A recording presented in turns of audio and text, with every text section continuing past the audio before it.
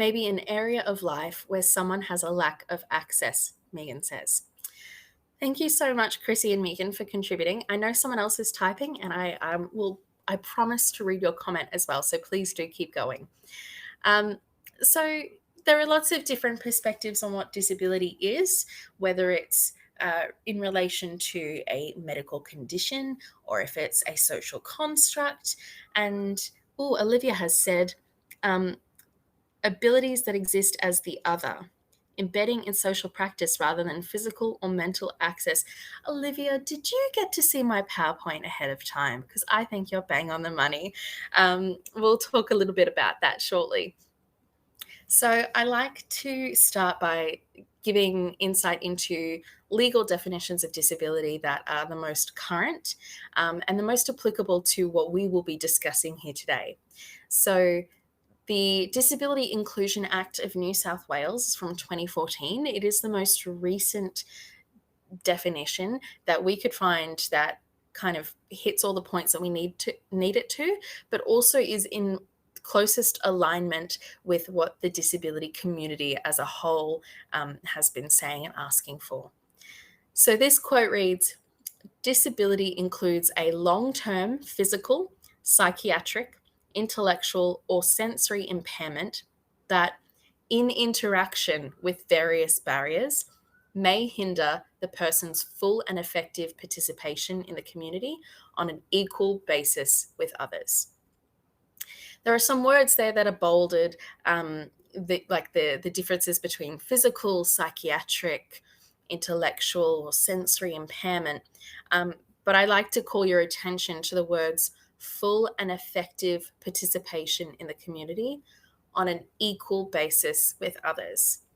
So according to this definition, disability occurs when there is a condition or a circumstance that in interaction with the barrier causes disability. Now, there are different types or categories, using air quotes, of disability. And I'm not going to go through each of these definitions separately, but it's a bit of an expansion of what we saw in that definition just before. Physical, intellectual/cognitive, mental illness, sensory, physical disfigurement, learning, neurological, and immunological. And of course, in recent years with COVID, we saw many more people experiencing immunological disability as a result of long COVID. So that's a really good example of that. There is a note that I like to share here, which is that the community is trying to move away from using the word intellectual disability and instead use cognitive, because people who communicate differently or learn differently aren't necessarily less intelligent, but the way that their brains are wired is just different. So we like to honor people's intelligence, even if we're not on the same wavelength and understanding the same communication style.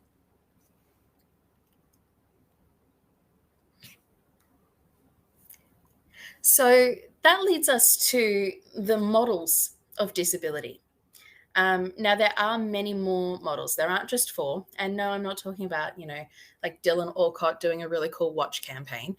We're talking about the different frameworks of understanding, different, almost like definitions of what disability is.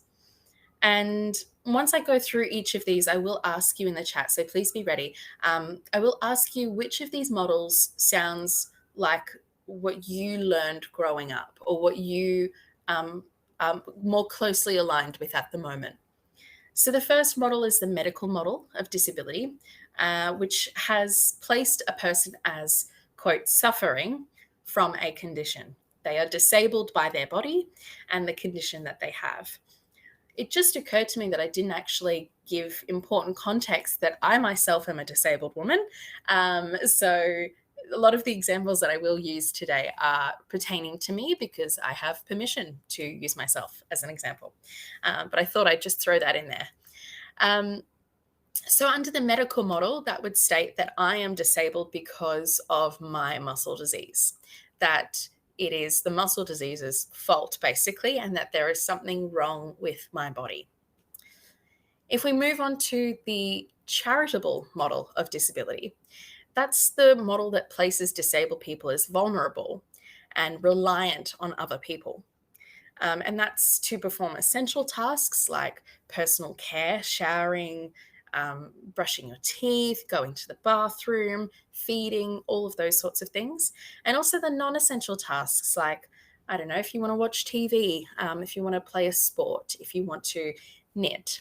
I go through knitting phases every now and then. I don't know if anyone else does too. I find it very soothing. But the charitable model, rather, it places people as positions people as vulnerable.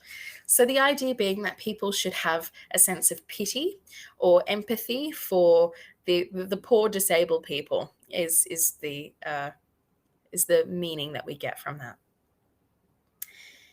You'll often see lots of door knocking charities who really rely on that charitable model of disability to communicate and gain sympathy from people, to get donations, that sort of thing. Now, the functional model of disability really focuses, you guessed it, on the function. So it suggests that there's nothing inherently wrong with the person, there's nothing inherently wrong with society, but the condition that a person has is disabling just depending on the function. So under the functional model of disability, me sitting right here, right now, I don't have any access requirements because my need to sit is being met. So, because I have no functional barriers here, my condition is not disabling me from talking to you on my laptop. I would not be disabled here and now in this moment. Similarly, if I was struggling to open a jar of pasta sauce, I mean, sometimes we know those lids are just on really tight. But if I'm struggling to open a jar of pasta sauce, that could, under the functional model, you could look at it like I am disabled by my muscle disease, which is preventing me from opening the jar of pasta sauce. Does that make sense so far? Please do feel free to put like a yes or a no in the chat, or feel free to ask any clarifying questions if you have any. I'm also getting over a flu, so just bear with me.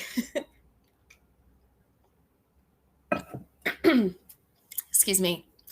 So we'll move on now to the social model of disability. And I know that there's at least one person in this chat who's already familiar with it. Under the social model of disability, disability is a social problem. It's not an individual problem. So a person is disabled by the barriers that they face in society rather than their body or their conditions. And the barriers can be physical or attitudinal. So again, I'll use myself as an example. Some barriers that I experience in society are the physical barriers, like I can't use stairs. I am predominantly a wheelchair user at the moment, but I do use a wheelie walker from time to time. So I need to make sure I have flat flooring. Temperature control is a really big one for me. So if an event is purely outside in summer heat, I can't attend because I will pass out and that'll be bad for everyone. Those are some of the physical barriers, the environmental barriers that I experience. Some attitudinal barriers would be someone seeing me in my wheelchair and deciding that I can't possibly be a professional festival director, purely on the basis of, well, how do you do it? You're in a wheelchair. Which, believe it or not, is a statement I've had a couple of times. I've had people say, it's so awesome that I have a job. It's like, yes, I also have 2 degrees and a few awards, and I've worked really, really hard to get to where I am. But the attitudinal barrier is the expectation that people with disability don't achieve much or can't possibly, reach a certain level of success. Under the social model of disability, I am not disabled by a muscle disease or any other medical conditions or experiences that I may have. I am disabled when I encounter barriers in society.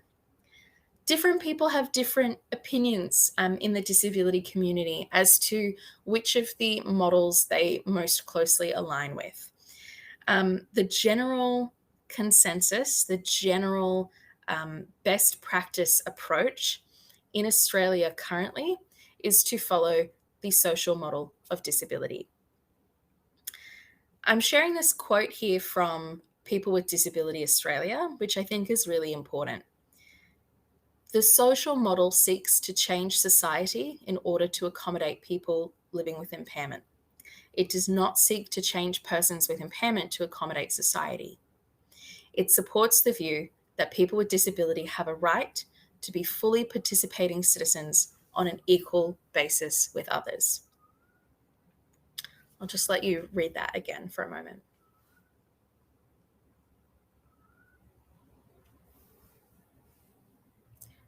We have a great comment here from Chrissy saying, I didn't know there was a social model, but this definitely aligns with my experience as a neurodivergent person. I often think if I wasn't expected to think and process like the majority of society does, then I wouldn't have a disability at all. That's a really good perspective, Chrissy. And absolutely, there are lots of things in our day-to-day work that are, social expectations or structures that are set up to accommodate the vast majority of people. But there are people for whom those structures just don't work. And I'd love to talk more about that as we get further in this session. Does anyone have any other thoughts about the social model of disability or any questions about the social model and why it's best practice?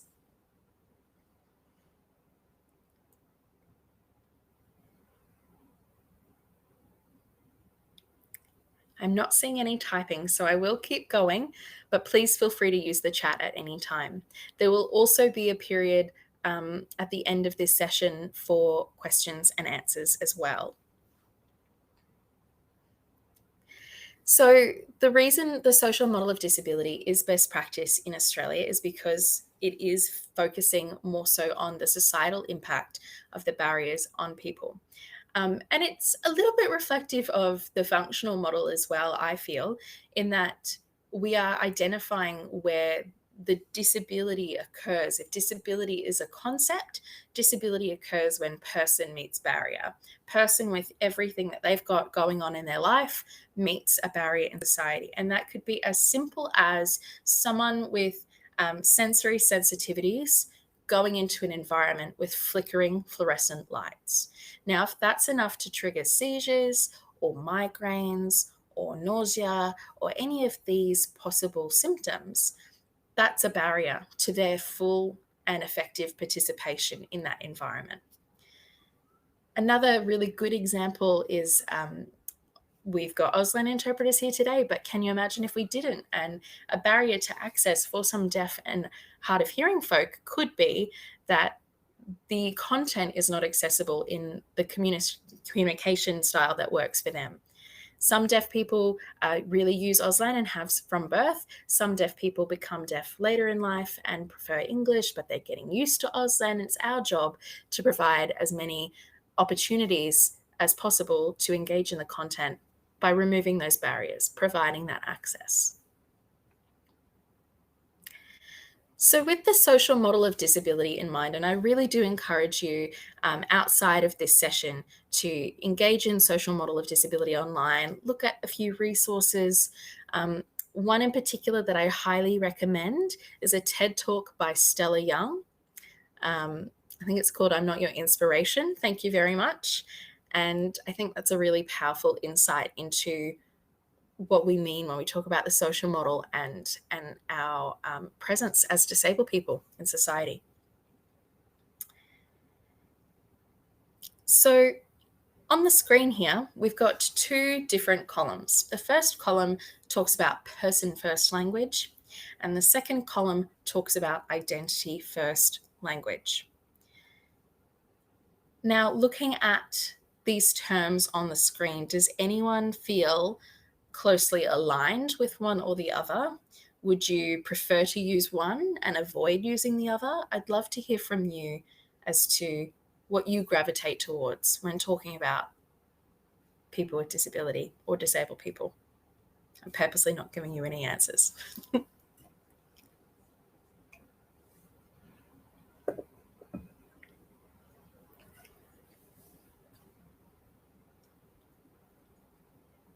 I can see some typing. That's exciting.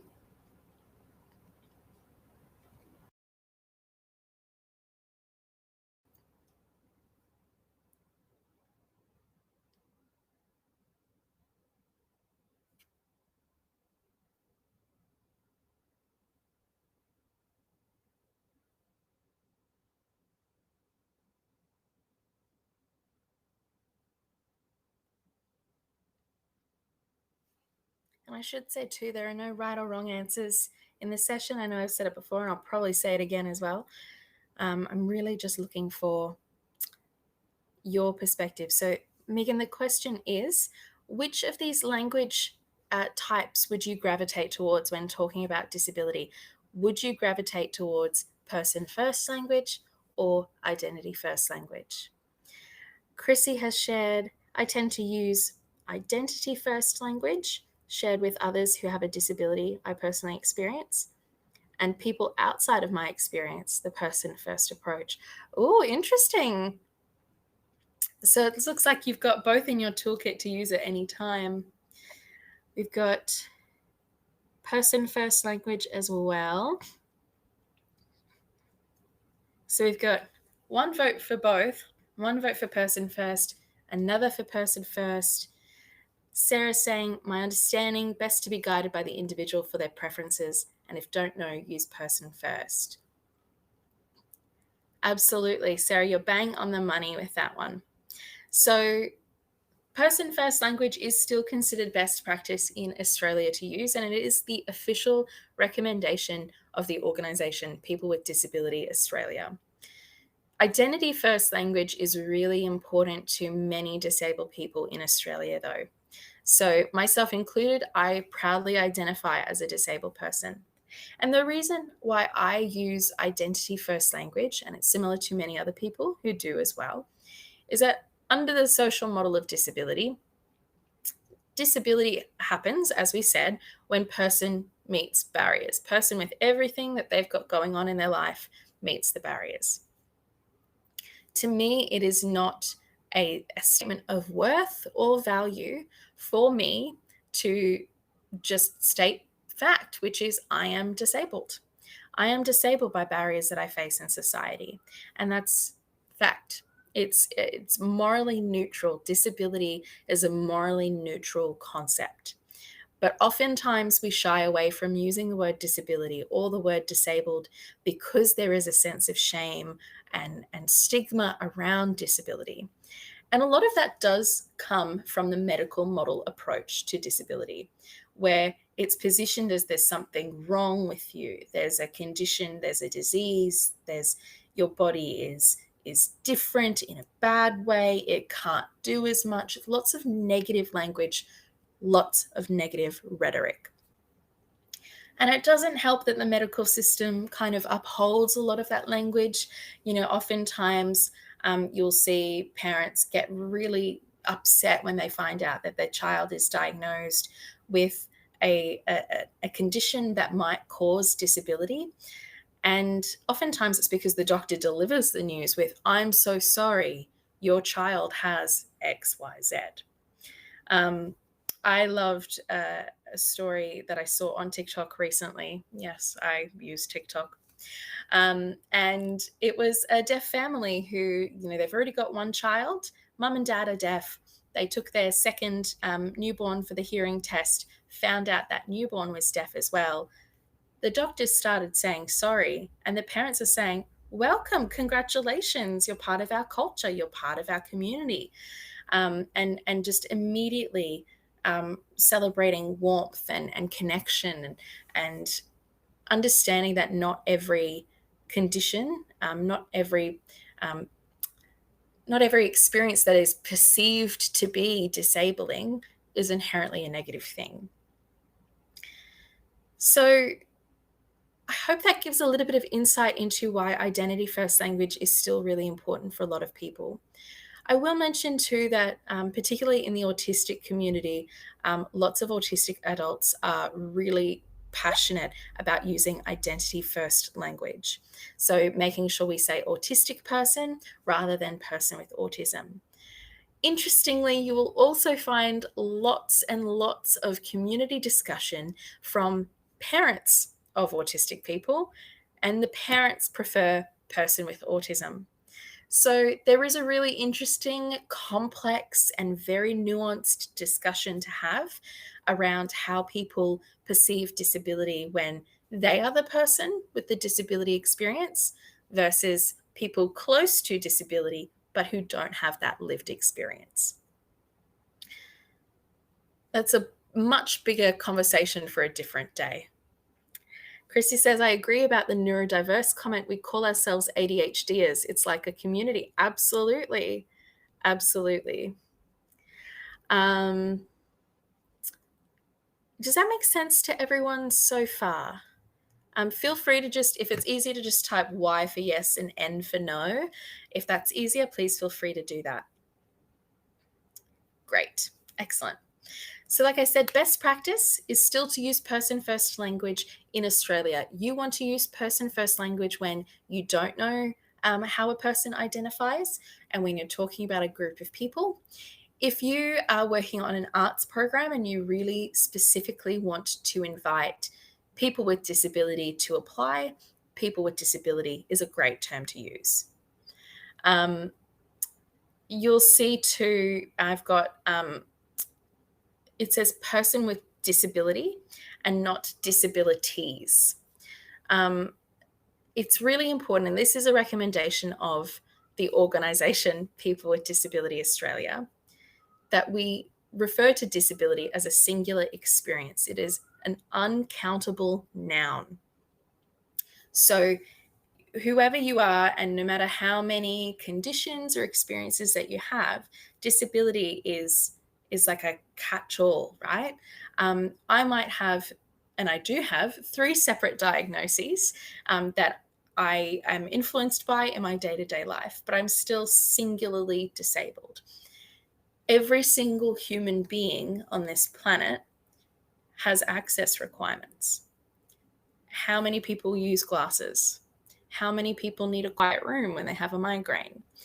How many people just need to drink a whole lot of water? How many people need caffeine to get through their day?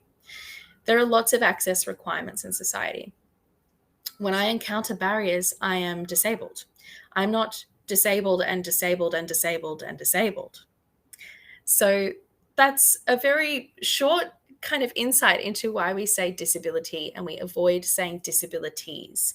When we do use the word disabilities as a plural, what we're actually doing is using the medical model of disability, and we're actually referring to individual conditions and diagnoses.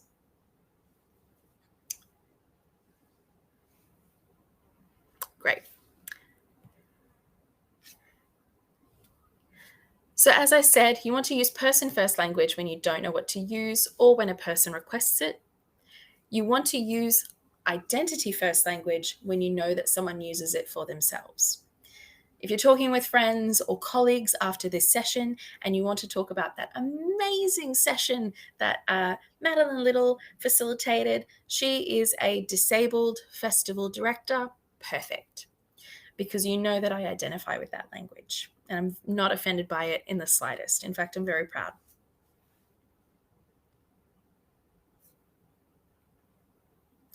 It's okay to ask. Oftentimes we find that we get a bit clammy. We don't want to say the wrong thing, and we certainly don't want to offend anyone.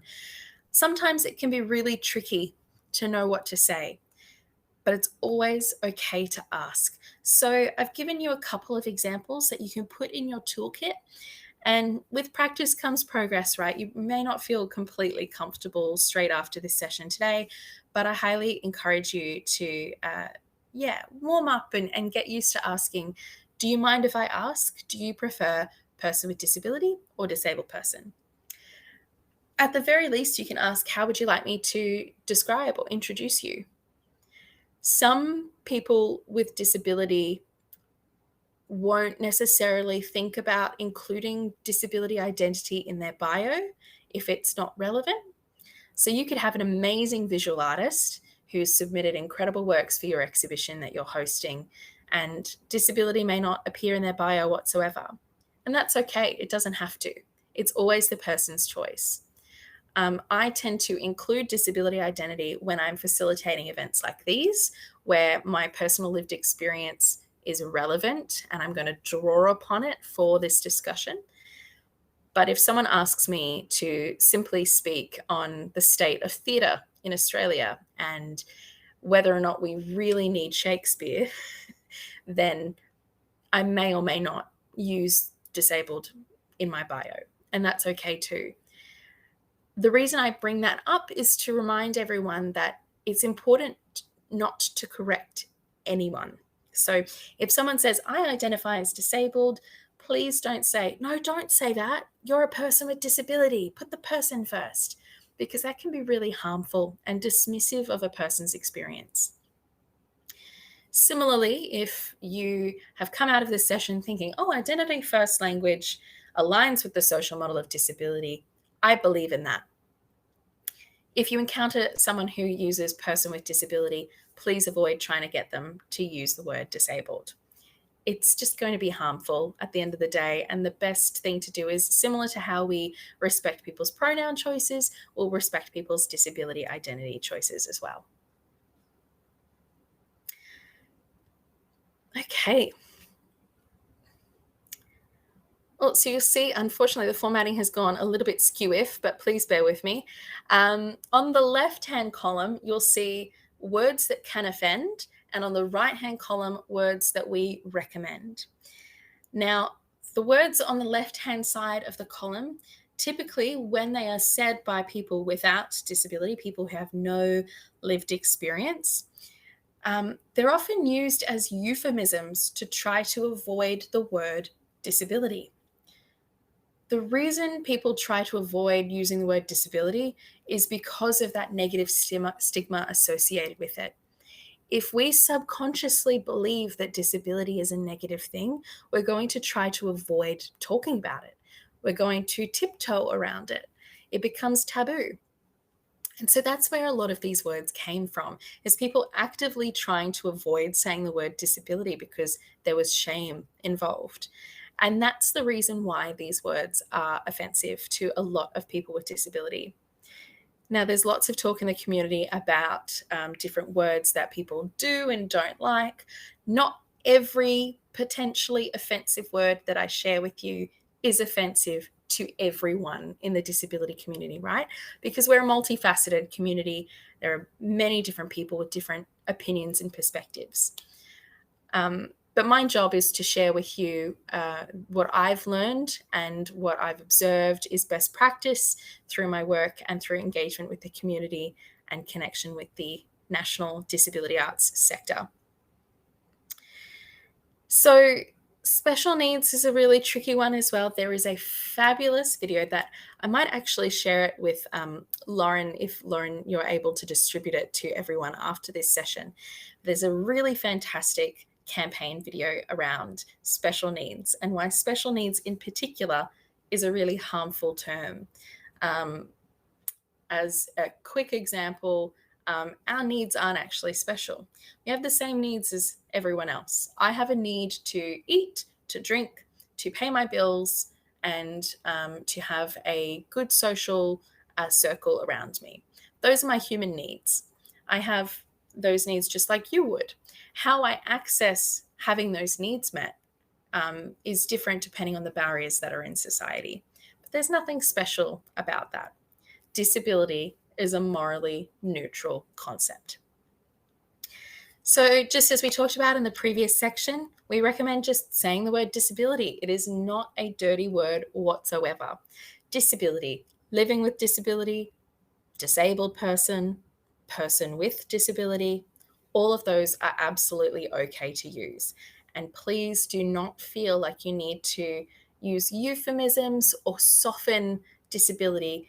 If it makes you uncomfortable, I would really love to encourage you to stop and have a think about why it feels unsettling to use the word disability.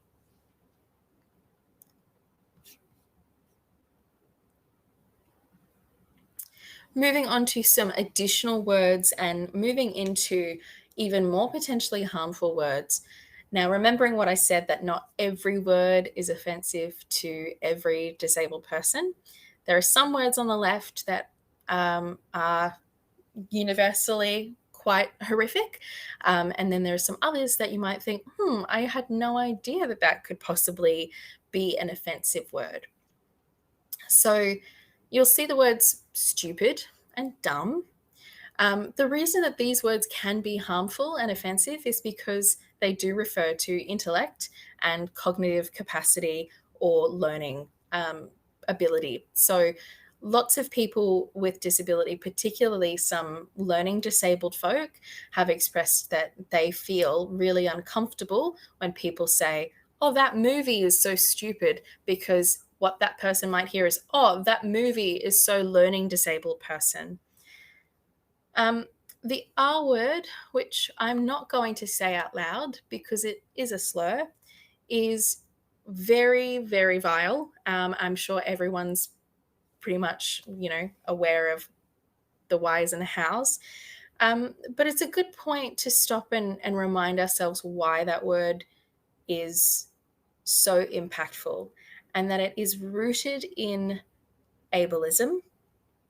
It is rooted in the medical model of disability.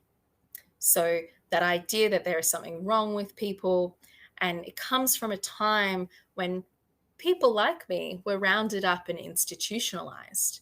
And that's where a lot of significant abuse happened because of that thinking, that R word thinking. So when it comes up in our conversations, or if it's even in our artworks, it's really important to be aware of the impact of that word.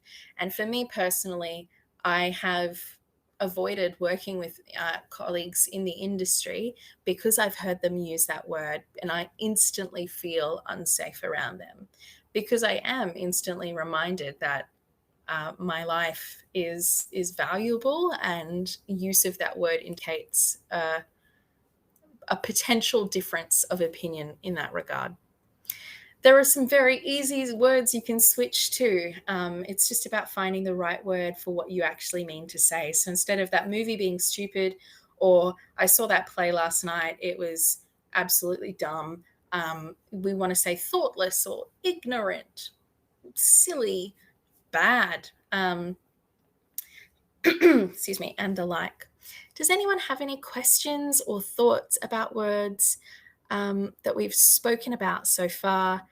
I will say too, this information isn't about censoring anyone.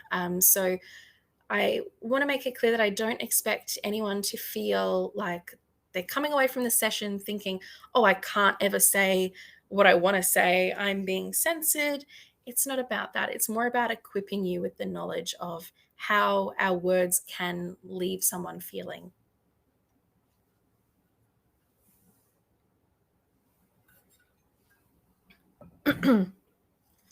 So Megan says, "I'm a bit confused as to why the words stupid or dumb are wrong when describing something."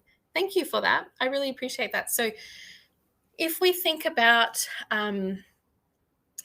I'll say, I'm trying to think of a different art form, dance. If we think about a choreographed dance routine, and you attend that show and you watch it with your friend, and you think it was just lackluster, it wasn't that interesting. If you said that you thought that dance was stupid, and there happened to be a person with disability behind you who is learning disabled, what they may hear is that you think that dance was crap, and you're using the word stupid because you think people who are, medically, quote, stupid, or have intellectual or cognitive impairment, are on the same level as things that are bad. I hope that that kind of made sense a little bit. Again, not saying every disabled person is offended by it, but the idea is to try and steer away from words that suggest a value to someone's intellect, inadvertently even. The analogy I like to use is, if I'm carrying a cup of hot coffee and I accidentally bump into you and it burns you, it doesn't really matter that I didn't mean to spill my coffee on you if you're still in pain. I'm going to put the coffee down. I'm going to get a tea towel and help mop it up. I'll help you seek first aid or medical treatment, whatever you need to make sure that you're okay. It's similar to that. But what I can do in future is make sure I have a lid on my coffee, or be a bit more aware of where I'm going. And it's similar to what we're doing here, is just being aware of the language that we use that may, have that hot coffee burning effect on someone. It's a bit of a silly analogy, but at the end of the day, it sticks in my brain. So I hope it sticks into all of yours as well. I'll move on to our next slide as well. And please know, I will be able to share more resources with Lauren as well to distribute to everyone. Again, on the left, we see words that can offend. Wheelchair bound is a big one. A lot of times we hear people saying, oh, they're wheelchair bound, they haven't been able to walk since their accident. Wheelchair bound is a really strong term. It is very visceral, isn't it? It gives you a really great insight into how someone feels about using a wheelchair based on how they speak about it. Now, as a wheelchair user myself, I do not feel bound to my wheelchair in any way. I use my wheelchair like other people use their legs. I use it to get from point A to point B and do what I need to do. I can't go everywhere in my wheelchair, but not everyone can go everywhere using their legs. And rather than casting judgment on the value of using a wheelchair, I think it's important to encourage everyone to look at it like they look at how people use their legs. So I don't go around going, oh, look at those poor leg-bound people. Oh, just having to use one foot in front of the other. Oh, that's so awful. They're stuck like that. Instead, it's just people walking around, and there's no value attached to walking or sitting, using a wheelchair or not using a wheelchair. So that's why we want to use the words wheelchair user.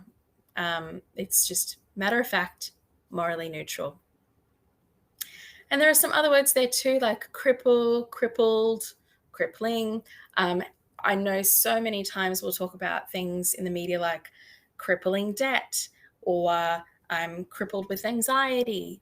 And we really want to steer away from using those words. Again, they come from a medical model approach to disability. They come from a time of institutionalizing people and oppressing. It's a really oppressive term, with the caveat that you might hear some disabled people actually reclaim the word. So there are lots of people in the disability arts community and the disability community overall who are very proudly claiming the word crip and referring to themselves or crip culture and community. In academia as well, if you're looking at disability theory, it will often be referred to as crip theory. Again, it's a disability-led type thing. It's similar to a bunch of different cultural groups who have their own terms that they can use, but it's probably not great. It's appropriation if you happen to use them. CRIP would be one of those. So again, we want to encourage everyone to say things like disabled, living with disability, disabled person. Does anyone have any questions about that? I see someone typing. Medical language is often pretty suspect. I had a baby at 37. It was described as a geriatric mother. Oh my goodness. Absolutely. I was an only child till I was 15, and my mum had another child at, I think she was 39, and it was the same thing. Medical language cannot be trusted. We should expect more from society. And I think the more comfortable we are with using appropriate language that is respectful and values other people, hopefully the medical system will catch up. And I'm so sorry to hear you were labeled geriatric when you were nothing but nothing. Oh gosh, that's awful. Oh, yes, it is pretty funny. So we're going to move on now to different barriers to access. And I really want to encourage us to have a discussion around barriers to access that we can spot in the arts, but I will take you through some general barriers as well. So I'm going to step you through physical, communication, and attitudinal barriers. The first one, physical, is pretty straightforward. I think people will feel fairly familiar with each of these. It's what you'd expect disabled people to be after when it comes to a physical venue environment. But physical barriers can look like this.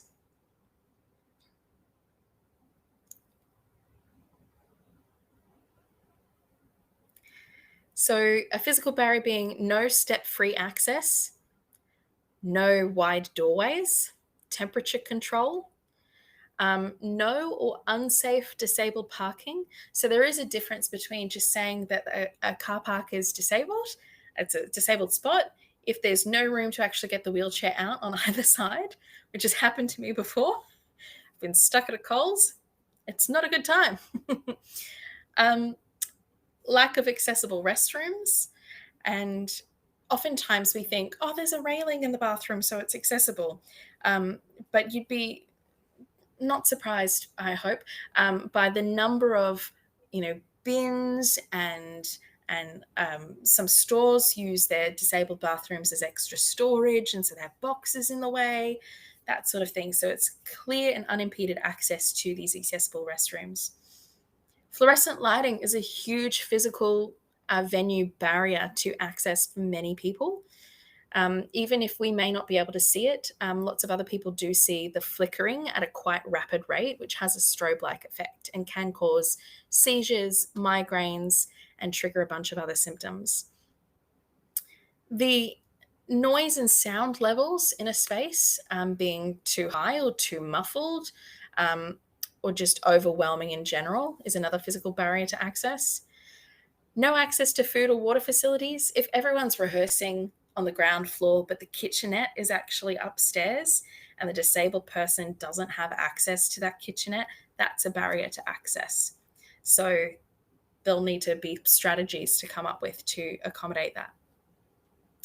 And of course, the lack of access to a quiet space, the ability to break away from the action, break away from whatever it is that we are doing to reset and recharge as we need to. Some people need a quiet space to be able to take their medication in private. And again, remembering what I said before, how every human being has access requirements, thinking about how a lot of these barriers actually disadvantage other people. Working mums who have prams need step-free access as well, because you don't want to be lugging that pram around and lifting it up a bunch of stairs. Similarly, working mums might need to breastfeed in private. And so having access to a quiet space and a safe space to do that is really important. So I hope those physical barriers make sense. And it's not an exhaustive list. There will always be more. But thinking about how we interact with disability in the arts, I think it's important to start with physical venue access. Megan says, fluorescent light is ugly. Yes, it is. It's no good for any of our selfies. So I think we all need to destroy fluorescent lighting. Absolutely on board with that. Going to move on to communication barriers now. And one of the biggest communication barriers is actually the excessive use of lingo and jargon. When we're so connected with our arts practice or our arts management work, it's so easy to slip into using all of the terminology that we use daily, or particularly that we need to respond to for grant acquittal purposes. We're definitely in the middle of lots of acquittals at the moment. So there are lots of things that we have to say to do our jobs, but if we're interacting with artists or trying to invite new people to work with us, overusing the lingo can actually be detrimental. It can prevent someone from understanding who we are and what we're doing, what our values are, and what the opportunity is, and can make it, difficult to engage in an equitable way. Ironically, speaking too quickly is on this list, and I know it's a bad trait of mine, so I'm really consciously trying to slow down. But it is a barrier to access. If someone talks too quickly or speaks too softly, that can be really difficult to understand. Insufficient lighting, you'd be surprised the number of people who actually rely on being able to see faces to communicate, whether that's some deaf folk who lip read, or whether that's some people who really require the expressions to understand the emotional tone of what someone's saying. Being able to provide different methods of communication is really important. So if there are zero alternative communication methods offered, that's a huge barrier to communicating and access in communication. Sarcasm is a big one, and I don't know about any of you, but I tend to engage in sarcasm a little bit more than I should. My personal favorite is when someone asks me to do something and I go, no, I don't, I don't want to do that. No, you really think I want to do that? No.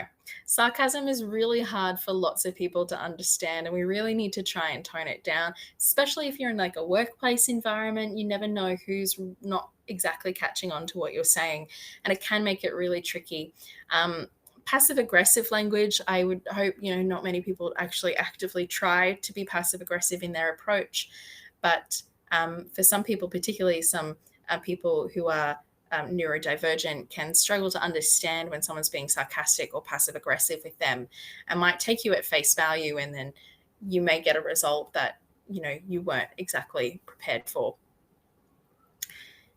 A really big one excuse me, a really big one that I want to call attention to is the relying on subtext or assumed knowledge. One of the biggest barriers to accessing arts opportunities for disabled artists is the fact that a lot of artists and arts managers go through institutions to get their training. I myself have a BFA in drama, and I picked up a lot of the lingo and a lot of the understanding of the structures that we work in through that.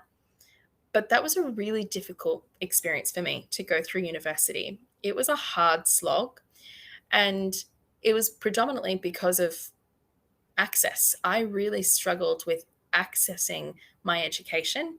I feel like I scraped through sometimes. I mean, I got good grades, don't get me wrong. Academically, I was fine, but the physical demands of that educational course were really difficult. So it's relying on assumed knowledge and relying on someone's training or educational background can be really inaccessible because of the fact that not everyone has that fair and equitable opportunity to access that education to get that subtext. Moving on to attitudinal barriers, and it was a lot easier for me to just put in quotes. A lot of these I've personally heard directed to myself, but to also many other disabled artists that I know and have worked with and supported. Things like, it'll be too expensive to make it accessible. That's an attitudinal barrier. There are always cost-effective measures to improving access. I don't know if you can keep up with us implying that it's a person's fault that they may not be able to meet a rigid expectation or structure that is inherently inaccessible because of how it is created. I was told once, I am an actor as well, and I was told once that I was a lazy actor because I sat down more frequently during rehearsals while we were just reading lines. And that was a really big struggle for me, being told that I was a lazy actor because I just needed to honor the fact that I needed to sit down and ease the pain. If you're not on time, you're unprofessional. Let me tell you that punctuality is a privilege. It is a privilege that not every human being has. Lots of people with disabilities struggle with punctuality for a number of different reasons. Wheelchair users who have to rely on maxi taxis to get around, and sometimes those taxis just don't show up. That's not a reflection on the person. It's a reflection on the transport and the unreliability and the barrier to accessing, accessible transport. I myself, back when I walked a little bit more, I would struggle with my walking speed. I would never know what speed I could walk at. And I could start at one speed and then by the end of my walk be at a completely slower speed with no real awareness of that speed and no real understanding of when I might, be fast again. So it was always really difficult for me to plan to be somewhere on time if I didn't know how my body would respond. Being flexible with start times and expectations around punctuality is one of the best things that you can do to improving access in your workplace or in your arts events.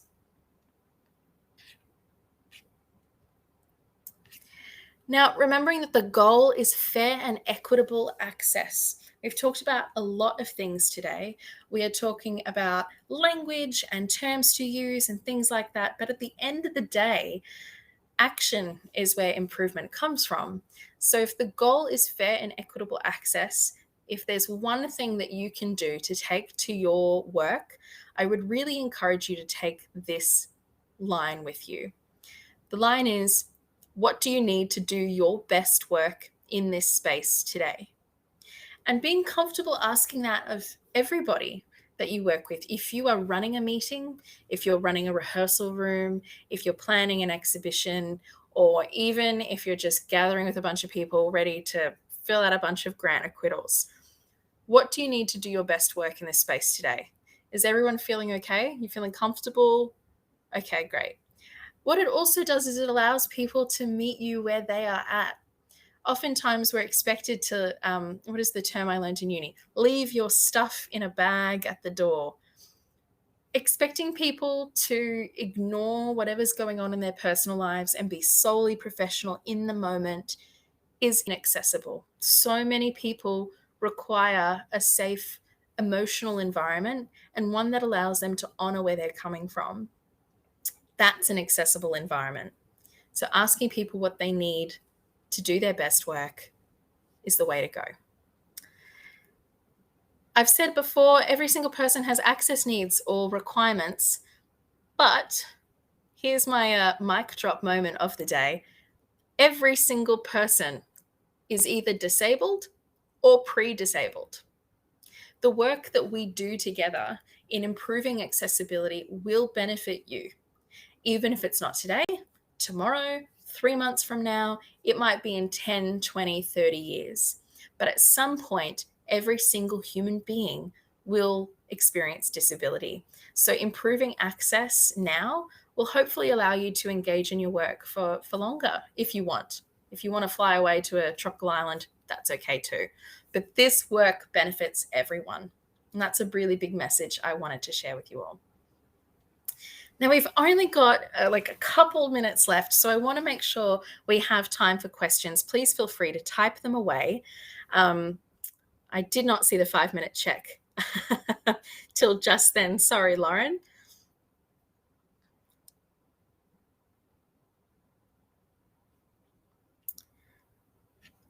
And while you are typing your questions, I'm just going to place some cultural safety ally tips on the screen for you to read, if you like.